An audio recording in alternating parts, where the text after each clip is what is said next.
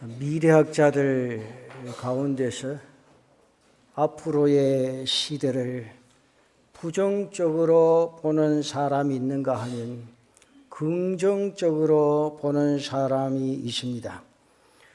관점에 따라서 다르게 보는 것인데, 먼저 부정적으로 보는 사람들은 앞으로 이 세계 안에 여러 가지 요인들이 좋지 않을 것이라 그렇게 생각을 하고 그렇게 봅니다. 그 문제 가운데서 인구 증가 문제, 그리고 환경의 문제, 식량의 문제, 질병의 문제, 그러면서 민족주의가 거기에 나타나게 될 거라. 그런가 하면 긍정적으로 생각하고 긍정적으로 바라보는 사람들은 앞으로 더 과학 기술이 발달할 것이기에 우려하고 있는 모든 문제들이 해결이 되어지고 더 좋은 세상이 펼쳐지게 될 것이라, 그런 낙관론자들도 있습니다. 어느 것을 보고 믿어야 할지 지금은 누구도 알 수가 없습니다. 그래서 많은 사람들이 그렇게 말합니다. 불확실한 것이 확실한 것이다. 그런 대답을 내고 있지만, 분명 우리가 한 걸음 한 걸음 나아가는 우리의 앞날의 시대는 많은 문제 속에 엄청난 변화가 이루어지게 될 것입니다. 이루어지되 급속도로 변화가 나타나게 될 것이다. 이 지구상 역사 가운데서 약 3,000년 동안 농경사회를 이루어 왔습니다. 그런데 이것이 산업혁명을 기점으로 산업사회로 바뀌어집니다. 그 기간이 300년입니다. 농경사회 속에서 인간은 거의 변하지를 않았습니다. 농사법이 크게 달라진 것도 없습니다. 농경사회가 시작될 무렵부터 끝날 때까지 호미질을 했는데 지금도 호미질하고 있습니다. 소를 몰고 논을 갈고 밭을 갈았는데 지금도 소를 몰고 밭을 갈고 있습니다. 사람이 씨를 뿌리고 거두고 하는 것은 별로 변하지를 아니했다. 그러나 산업사회가 되면서 비로소 농사도 기계화가 되어집니다. 사람들이 손으로 하던 작업들 기계가 대신하면서 다량 생산이 이루어지고 다량 소비 사회가 되어졌습니다. 그런데 이 기간 동안도 사실은 많은 변화가 있었습니다만도 변하지 않아도 버틸 수 있는 그런 시간들입니다. 농사 방법의 개량이 우리나라는 불과 30-40년 전이었습니다. 아직도 재래식 방법을 그대로 사용하고 있는 지역도 많이 있습니다. 그러나 앞으로의 시대는 바로 정보화 시대입니다. 컴퓨터 통신 정보 시대입니다. 이 시대의 변화는 급속도로 변화되어질 것이라 많은 사람들이 그렇게 생각을 합니다. 그 빠르기는 300년이 아니라 30년, 아니 그 안에 더 급속적으로 변화가 있게 될 전망입니다. 디지털이다라는 저자 네그로폰테는 산업사회 시대를 아톰의 시대라, 정보시대를 비트의 시대라 그렇게 말했습니다. 여러분, 비트의 시대는 이런 겁니다. 아톰 시대는 도서관에서 책을 빌려가면 그 책이 도서관에 없습니다. 그러나 비트 시대는 아무리 많은 사람들이 도서관에 가서 정보를 빌려가도 없어지지 않습니다. 책은 부피가 있습니다. 운송과 보관을 위한 절차나 장소가 있어야 됩니다. 그러나 디지털 시대는 그럴 필요가 없다 그 말입니다. 앞으로는 길이 없어질 것이라 그렇게도 말을 합니다.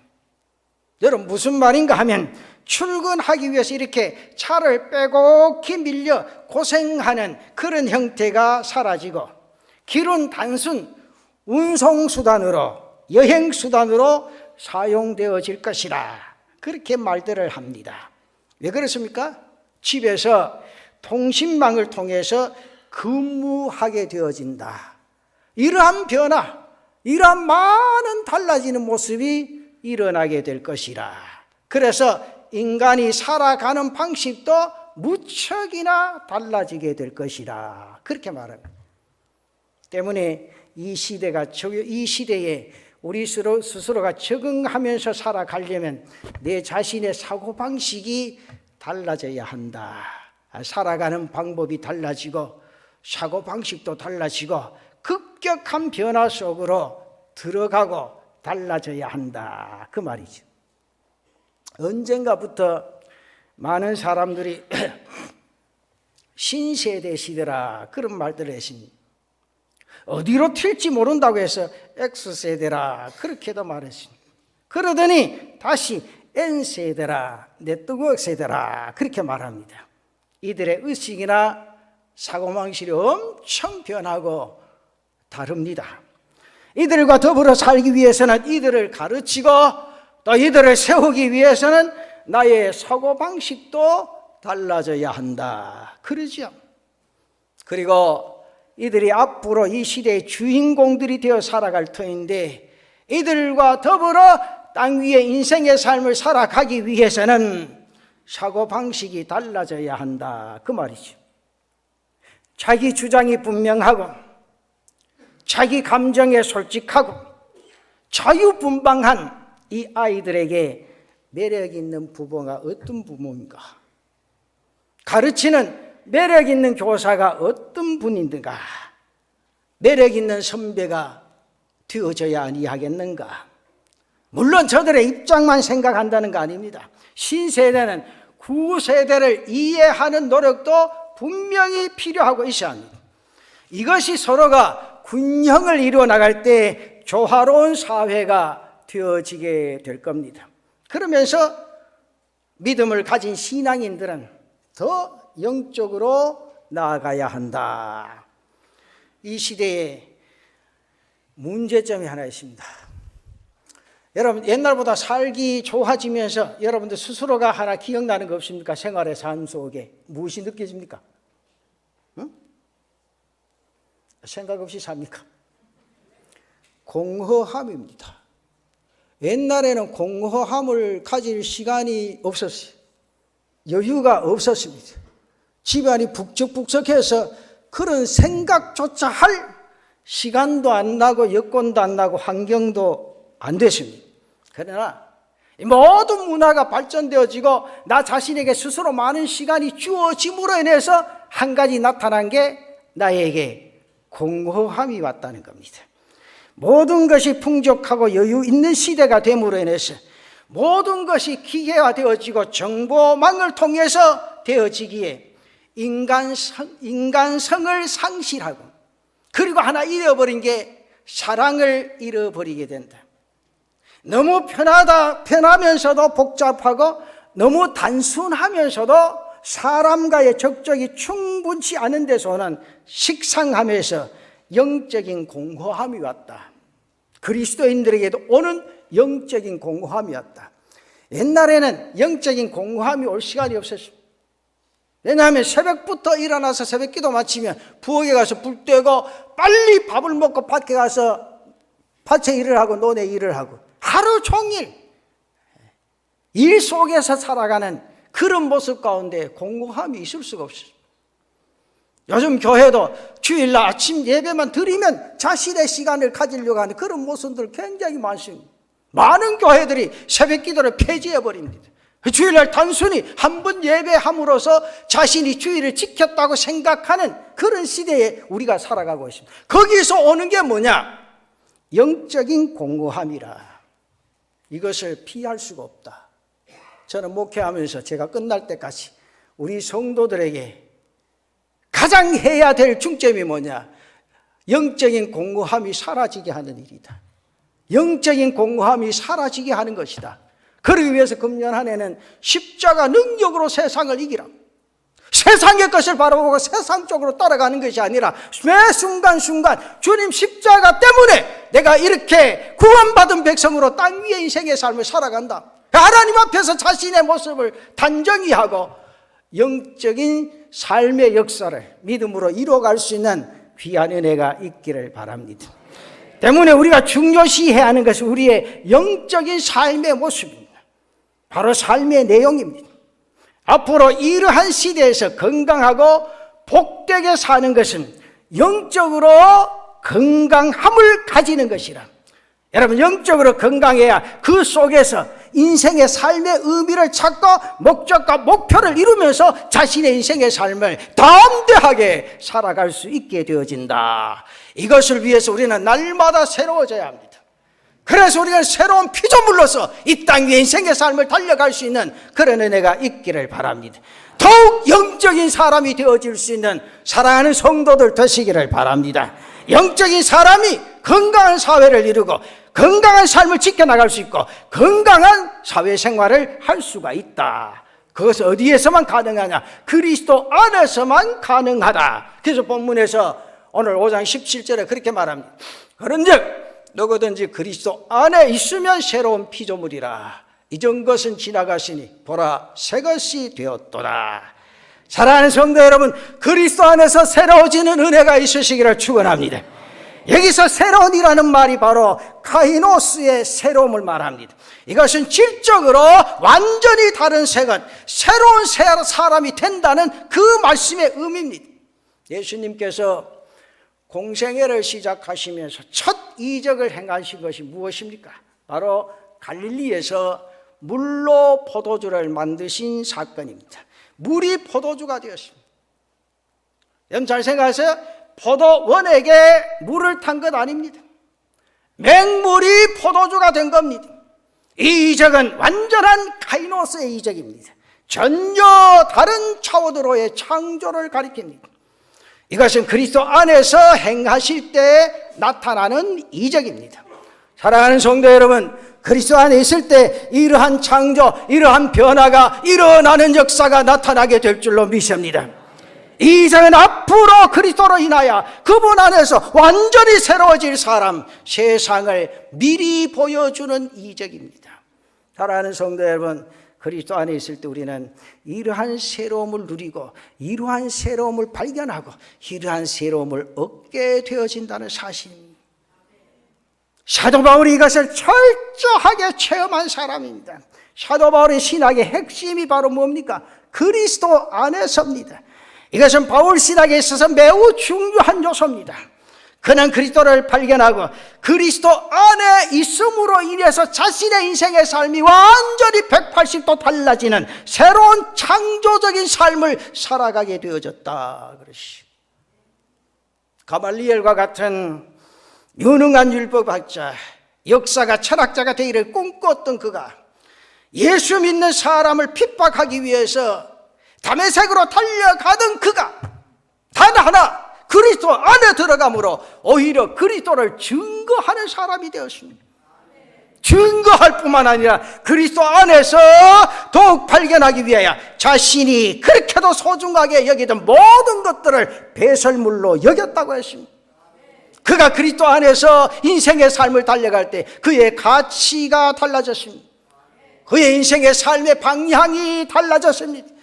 그 자신의 삶의 내용이 완전히 바뀌었습니다. 그래서 결과도 달라졌습니다. 완전히 새로워졌습니다. 사랑하는 성도들이여, 금년 안에 십자가 능력으로 이 세상을 이겨갈 때 여러분 인생의 삶이 바울처럼 완전히 달라지는 역사가 일어나시기를 축원합니다. 그러기 위해서 우리는 어떤 역사 속에 삶이 진행되어져야 되겠나? 그 첫째는 그리스도 안에서 질적인 변화가 이루어질 수 있는 은혜가 있기를 바랍니다. 우리는 그리스도 안에서 이 역사가 일어나게 됩니다. 사랑하는 제단의 모든 성도 여러분, 우리도 그리스도 안에 있을 때 이러한 질적인 변화, 새로운 변화의 삶으로 들어가게 됩니다. 외형은 그대로에서도 아니 썩어지더라도 이제 그 내면은 엄청난 변화를 이룰 수 있는 그런 은혜가 있기를 바랍니다. 우리의 외면에는 큰 변화가 없을 겁니다. 어차피 우리 인생은 젊음으로 가는 것이 아니라 늙음으로 갑니다. 잘 들으세요? 인생이 이 세상에 태어나서 25세가 딱 지나면 그 인생의 삶이 꺾어진다는 거지. 그러나 우리의 속 사람이 그리스도와 함께 할 때 우리는 날마다 새로운 인생의 삶을 살아간다고 말이죠. 많은 사람들이 자기 얼굴이 예쁘지기 위해서, 늙지 않기 위해서 뭐 별의별 것 다 하죠. 제가 책을 보고 방송을 보면요, 뭐 보톡스를 맞는다든지 뭐 수십만 원짜리 화장품을 사서 얼굴에 바르고 말이지.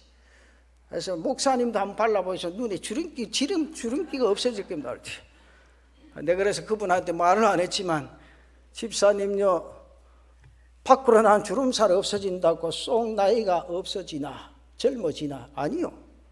25세가 지나가면 그때부터 꺾어지는 게 인생의 삶입니다. 그런데 결혼도요, 25세 전후로 하는 게 제일 좋습니다. 그래서 저는 생각할 때 옛날 어른들 참 지혜로웠다. 얼굴 안 봐도 어느 동네 박서방 딸하고 이쪽 동네 김서방 아들하고 맞추면 가는 거요.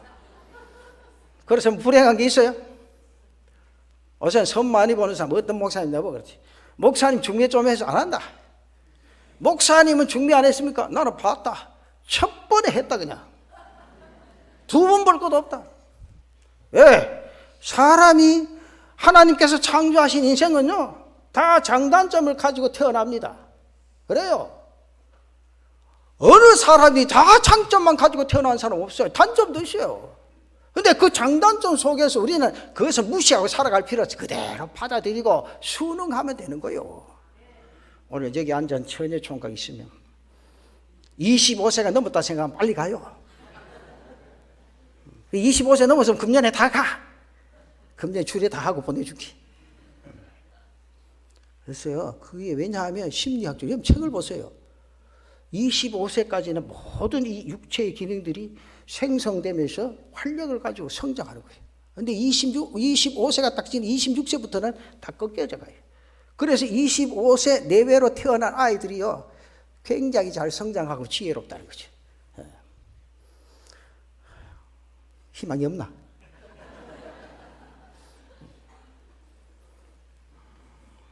근데요, 내가 25세 되어서 못 갔다고 실망할 거 없어요. 왜? 우리는 겉사람 보고 사는 사람 아니기. 우리 속 사람을 향해서 믿음으로 달려가는 그리스도인이기 때문이라 그 말이죠. 우리 속 사람이 그리스도와 함께 할 때 우리는 새로워진다. 그러면서 그 삶을 누리게 되어진다 그 말이죠. 괴테가 쓴 어부의 오두막집이라는 책이 있습니다.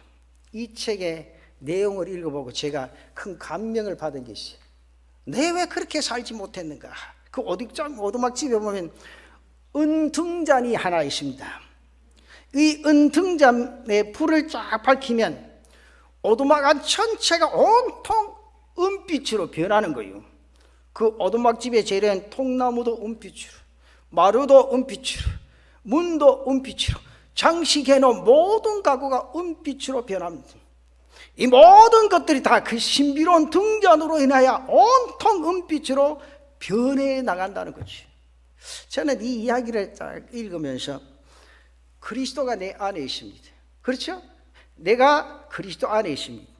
그럼 새로워지는 모습이 바로 이러한 것인데, 나라는 오두막이 외적으로나 내적으로나 볼품이 없고 점점 변하지만은, 그러나 그리스도가 내 안에 들어오실 때 나는 그분으로 인해 내 안에 비춰지는 새로움이 분명히 나타나야 되는데, 외부의 조건이나 환경이 상관없이 모든 것이 다 새로운 아름다운 빛을 발하는 인생의 삶, 그 속에서 바로 에베소서 8절에 주신 말씀대로 빛의 열매가 나타날 건데, 빛의 열매는 착감과 의로움과 진실함이라 그랬는데, 그런 삶이 내 자신의 모습을 통해 나타나야 되는데, 이러한 사실을 느낄 수밖에 없어요.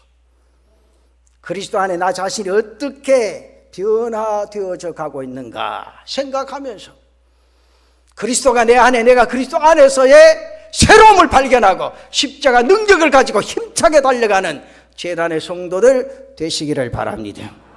초점과 가치가 그리스도로부터 시작이 되고 있습니다. 시작과 중심이 하나님께로부터라는 사실입니다. 이제 어떠한 인류도 두려워할 필요가 없습니다. 염려하실 필요도 없습니다. 하나님의 성품의 열매를 맺어가고 있는 나 자신의 모습을 보면서 그리스도 안에서 새로움을 스스로 절실하게 느끼면서 인생의 삶을 살아갈 수 있는 믿음 있는 성도들 되시기를 바랍니다. 사랑하는 성도 여러분, 그리스도께서 내 안에 계실 때, 내가 그리스도 안에 있을 때 나의 외형은 어떠하다고 할지라도 나는 그분으로 인해 새로워질 수밖에 없다, 그 말이죠. 어니드 뉴맨이라는 그리스도인이 있었습니다. 한 분의 이런 마음을 가지고 기도합니다. 하나님, 제가 지금보다도 더 믿음의 참을성을 가지고 살아가게 해주옵소서. 그리스도께서 나를 사랑하셨는데 나도 사랑의 사람이 되게 해주옵소서. 사랑이 충만한 새 사람이 되게 해주옵소서. 그렇게 뜨겁게 기도하고 있는데 성령께서 그에게 한 기절 성경을 일깨워줍니다.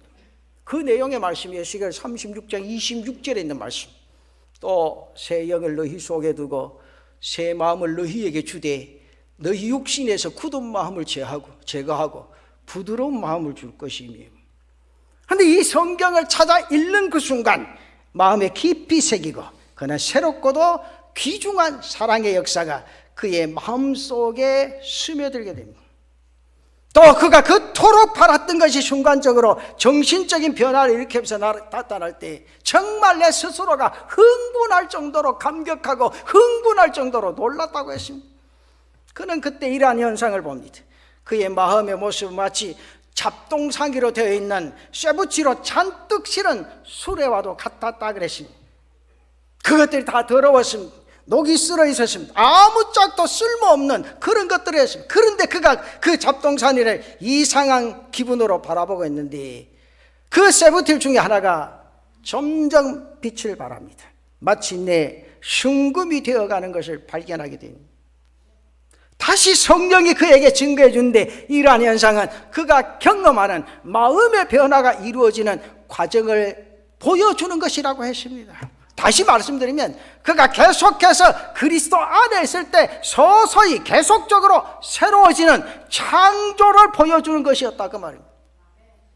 그 후에 그는 정말 그렇게 변해가는 자신의 모습을 느끼고 자신의 모습을 발견하게 됩니다. 자신의 겉모습은 여전하지만 그러나 그 속 사람이 달라졌습니다. 그 속 사람이 변했습니다. 주변의 사람들에게 그리스도의 향기를 나타낸 삶이 되고 있음을 그 친구들이 스스로 그를 보고 칭찬하고 있더라는 겁니다. 사랑하는 성도 여러분이요, 우리가 십자가의 능력을 가지고 이 땅 위에 인생의 삶을 살아갈 때 이러한 변화의 역사가 우리 모두에게 일어나지시기를 축원합니다. 그래서 우리는 둘째로 날마다 이 새로움을 얻어야 합니다. 여러분, 이 새로움을 가지시기를 바랍니다. 고린도후서 4장 16절 말씀에 그렇게 말합니다. 그러므로 우리가 낙심하지 아니하노니 우리의 겉사람은 낡아지나 우리의 속사람은 날로 새로워지다. 여러분, 일시적인 건 아닙니다. 영생을 향하여 나가는 겁니다. 오늘만을 위해서가 아닙니다. 생명, 영생을 위하여 나가는 겁니다. 바로 영원한 것을 가리킵니다. 그렇기 때문에 이 새로움은 우리의 삶 속에서 계속되어야 한다는 사실입니다.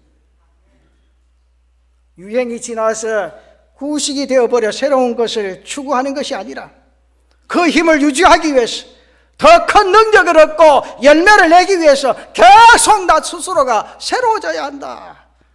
그래서 성경에서 우리 그리스도의 삶에 대해서 말씀하시는 것은 이례적인 것이 없습니다.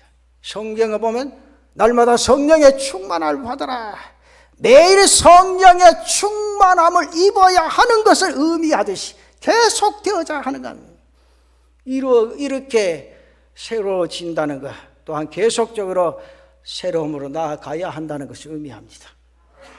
여러분, 금년에 새로워지는 은혜가 있기를 바랍니다. 예수를 믿어도 옛날 생각으로 가득 차 있습니다. 나도 모르게 시기하고 질투하고 내 입술을 통하여 많은 사람들의 상처 입히고 자신의 눈에 띈 걸 생각하지 아니하고 다른 사람을 바라보는 그 잘못된 신앙 다 씻어버리고 내 속사람이 새로워져서 내가 바라보는 만물이 하나님의 뜻을 나타낼 수 있는 귀한 은혜가 우리 모두에게 있으시기를 바랍니다. 이런 역사가 어떻게 가능합니까? 세 번째로 그리스도를 모시는 삶에서 가능합니다. 계속 새로워짐을 위해서 우리는 주님을 맞이하고 그분을 내 안에 모셔라.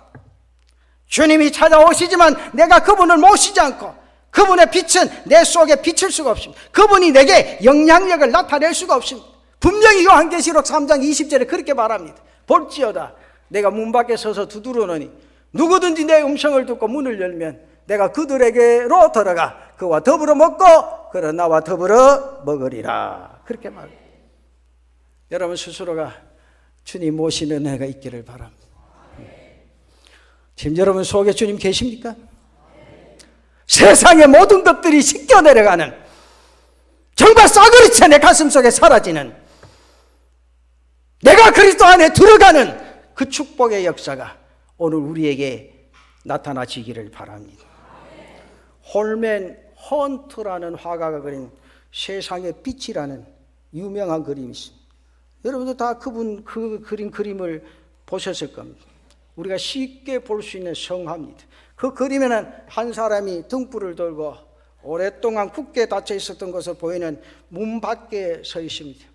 그 문 주변에는 등불이 아무렇게나 늘어져 있습니다. 그 문이 오랫동안 닫혀서 있다는 사실을 눈으로 보면 당장이 느낄 수가 있습니다. 또한 그 문은 바깥에서 잡을 수 있는 손잡이가 없습니다.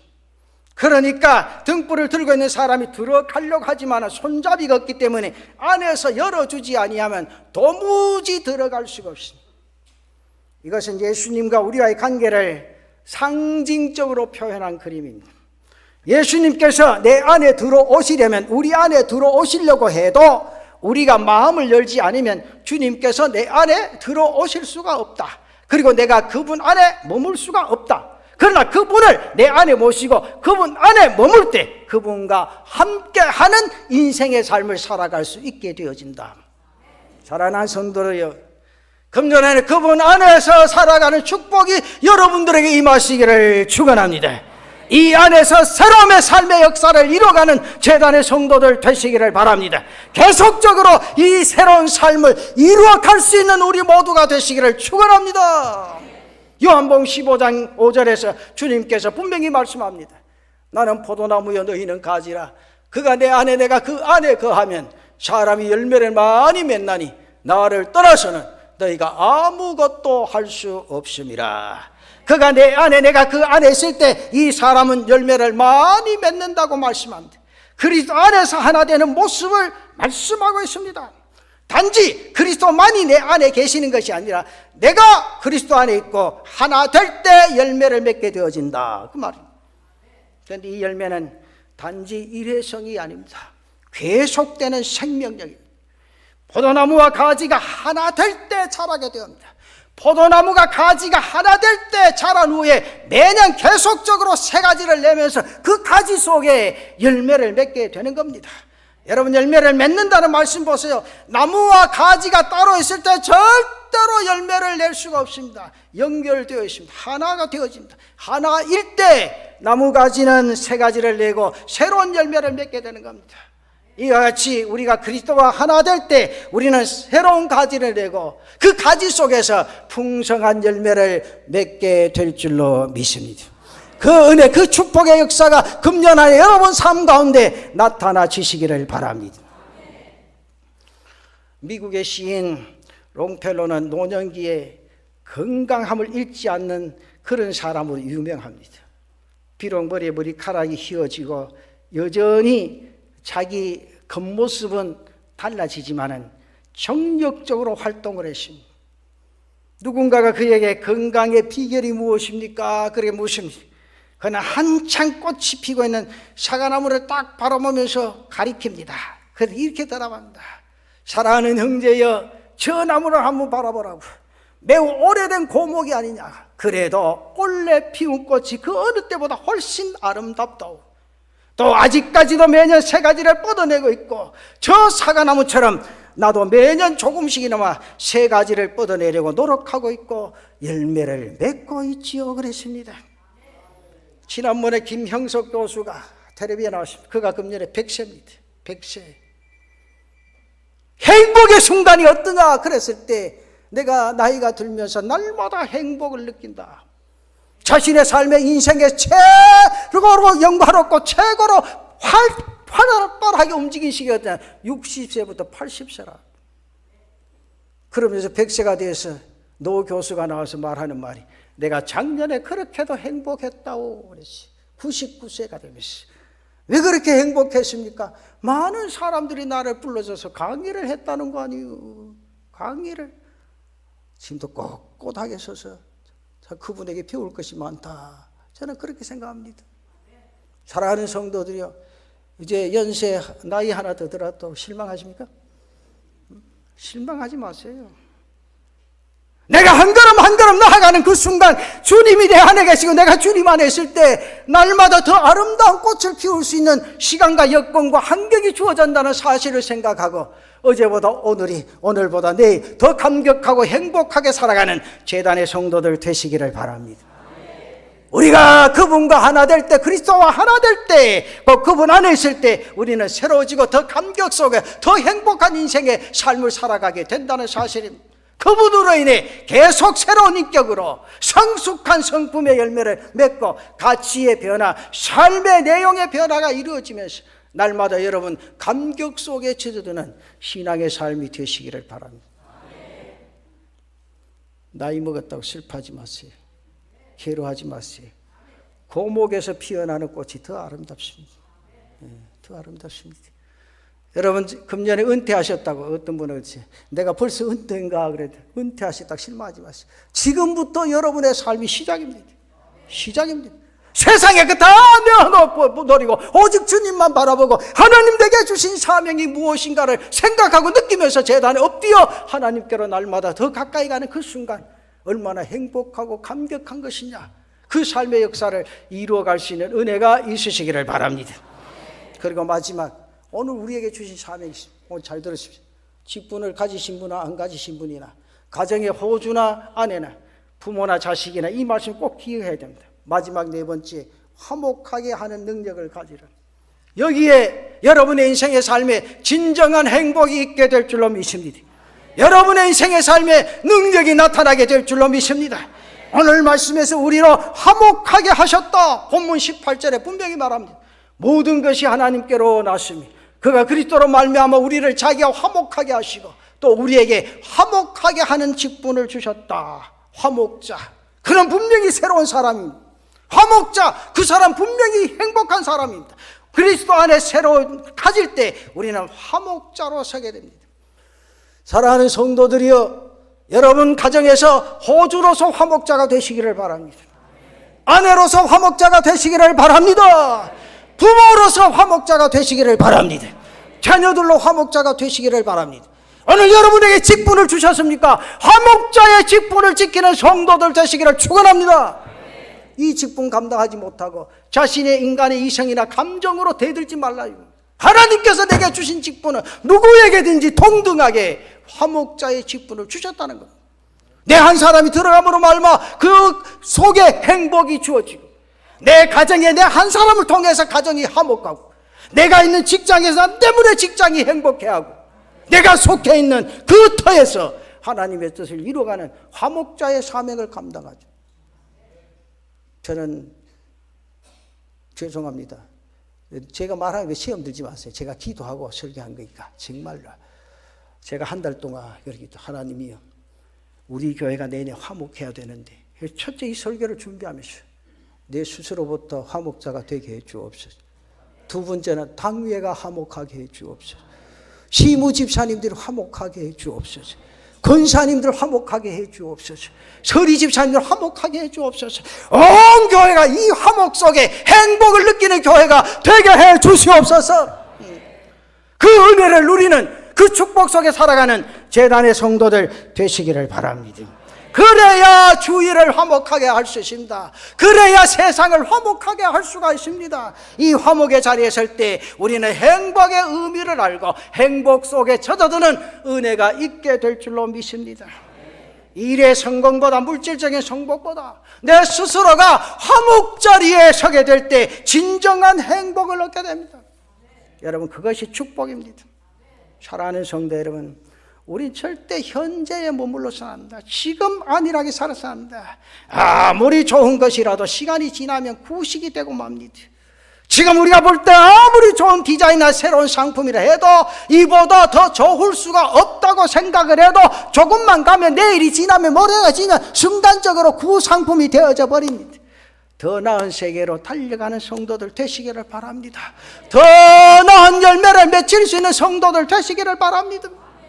내가 그리스도 안에 있고 그리스도께서 내 속에 함께 하시고 내 속에 빛을 비출 때 우리는 현재에 머물지 않고 영원한 새 사람으로 서게 되고 그렇게 나아가게 될 겁니다. 그리고 열매 맺게 될 겁니다. 여러분 분명히 부탁하십시다. 그리스도를 온전히 모시는 한 해가 되시기를 바랍니다. 그분 안에 주의 축복이 임하는 땅 위의 삶이 되시기를 바랍니다. 모든 것이 축복된 열매를 맺게 됩니다. 주님께서 말합니다. 오늘 17절 말씀에 그런즉 누구든지 그리스도 안에 있으면 새로운 피조물이라. 이전 것은 지나가시니 보라 새 것이 되었도다. 여러분 그리스도 안에 사시기를 바랍니다. 그리스도를 모시고 사시기를 바랍니다. 그분 안에서 화낼 수 있습니까? 그분 안에서 미워할 수가 있습니까? 그분 앞에서 성낼 수가 있겠습니까? 내게 주어진 삶이 축복밖에 없는데 그분 생각하면 감격할 수밖에 없는데 내 자신이 어떻게 세상의 것 바라고 실망할 수 있겠느냐? 사랑하는 성도들이요, 이 말씀 꼭 부여잡고 금년 안에 십자가 능력으로 세상을 이기고 여러분의 인생의 삶의 행복과 은혜 속에 흠뻑 젖어드는 귀한 은혜가 있기를 바랍니다.